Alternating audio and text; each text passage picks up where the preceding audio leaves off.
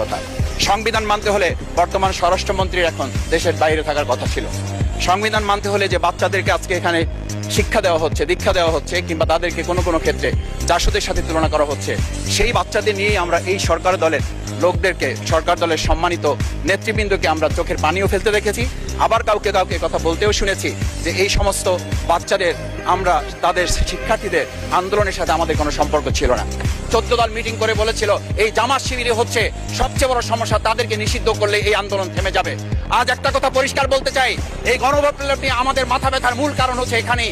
শেখ হাসিনা আমাদেরকে যথার্থ টার্গেটটা করেছিল, সেই টার্গেটের মূল লক্ষ্য ছিলাম আমরা। আমাদেরকে বলা হয়েছিল একটা গুলি করলে একটা সরে বাকিগুলো লড়ে না, সেই লড়ে না লোকগুলো ছিলাম আমরা, মাননীয় স্পিকার। যার কারণে আমাদেরকে তারা ভয় পায়।